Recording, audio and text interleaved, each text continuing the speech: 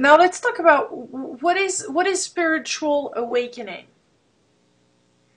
Spiritual awakening refers to that point in the evolution of individuated consciousness where there is a shift in what is called polarized dominance from one polarity to the other.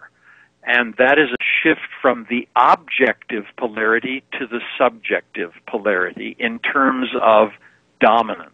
And when that occurs, that experience is called awakening. And each mystical tradition calls that awakening by another name or a different name. The Vedic and Tantric traditions refer to that awakening as Kundalini awakening, the awakening of the dormant energy into its full potentiality. In other words, up to that time, let's say we're functioning on maybe only a tenth of our potential energy, our potential power. And once that awakening takes place, we get the other 90%. And that power progressively increases as that awakening progresses and delivers or unfolds the unified state of consciousness or the holistic state of being. Can you tell us a bit more about the Kundalini? Because we're sometimes it's like some people just have a burst of Kundalini, or is that what kind of energy is it? It is a very powerful energy, and most importantly, the classical traditions say that the Kundalini energy must be awakened by an adept, meaning a guru or a human being who is himself or herself substantiated in that experience. In other words, who is enlightened and very substantiated in that state of being. And then the Kundalini can be awakened in association with such a person in four ways, either by thought, by word, by look, or by touch. And when it is awakened, then that adept must guide that Kundalini to its culmination. And that may take several years. So the important message here is that you have to have the adept. And this is very challenging for us in the West because we are authority phobic. Mm-hmm. We are enculturated with a doubt of all authority. Mm-hmm. And what is important is that we develop an acceptance of legitimate spiritual authority, not based on credentials, not based on degrees or little letters after their names or memorized information and knowledge, but validated by their state of being. What do you experience in their presence?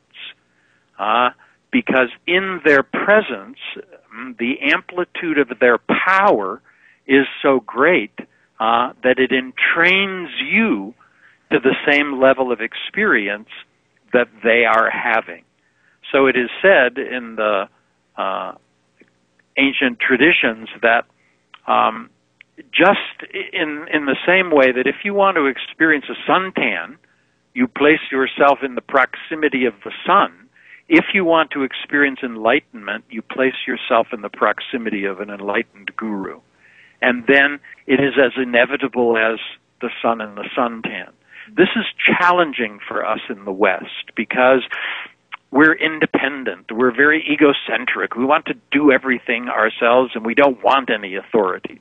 But when it comes to mystical, spiritual experience and enlightening wholeness, the adept is most important. And to me, that's easy to understand. I mean, if you want to learn anything in life, don't you have to have a teacher?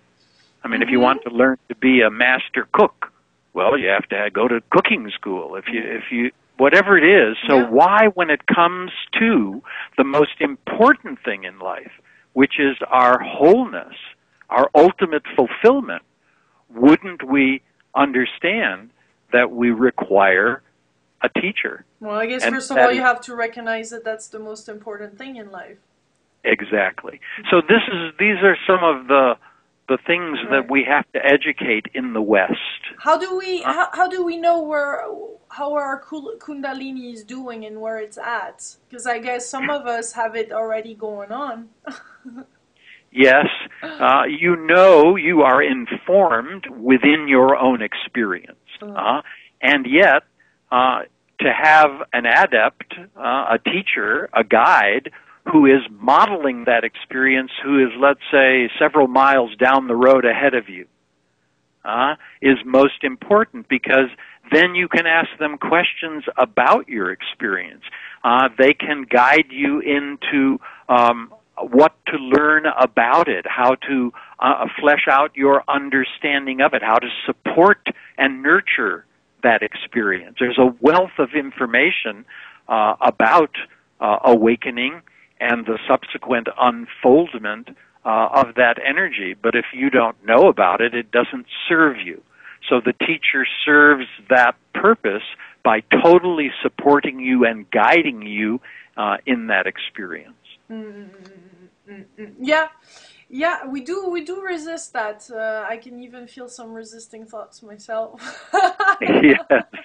Well, I was the same many years ago when I met my teacher, but I had such a powerful experience of awakening in his presence and thereafter that I couldn't deny the important role that he played. So it has to be based on experience. I'm not saying base it on concept. It's not about concept. It's based on the experience you have. That's what validates the guru or the teacher. They have to have that amplitude of power. They have to be substantiated in that enlightening state of wholeness. Otherwise, they're not qualified to awaken anyone or to guide anyone. So base it on experience, not concept. Right. See, again, in the West, we want to do everything based on what we know. Well, we learned this, we went to the university, we study this, we study that, but it's not about concept, it's about experience. I think that's changing. I think that's evolving. Don't you feel that there is an evolution? Yes. Yes, there's been tremendous growth and evolution over the last 30 years as more and more people in the West are awakening. These are very important times in which we are living, pivotal times. And as we are seeing with more and more Western teachers now, mass awakening taking place. And that was evidenced by my good friend Eckhart Tolle appearing on the Oprah Winfrey Show, and how many millions of people participated in that dialogue at the highest levels of holistic philosophy and understanding, and how many people are awakening now. So yes, there is a great evolution taking place, and I'm sure it will continue. So tell us, would you have a last little message to conclude this interview? Something that you would like to tell us or let us know? The last message would be that life is sacred. And why is it sacred? It is sacred because without it, we have nothing. No experience is possible without the life we all share. And so we have to find that oneness of life, and we have to evolve our value for the life that we all share, which is our commonality, our oneness, and our unity. And as we evolve our value of life to ultimate value, perhaps we can find our unity within our diversity. And in that unity experience our wholeness and our ultimate fulfillment as a human race. If we don't, we will continue to destroy each other and to destroy this beautiful planet and annihilate life as we know it. So I feel that the times in which we are living are really about the evolution in our value for life and the experience of our oneness and our unity.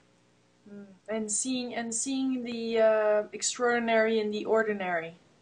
Exactly so, to see the extraordinary in the ordinary, or the unity in all diversity. Thank you very much, Master Charles. Thank you very much. It's been a pleasure sharing with you today. Thanks. All blessings upon you.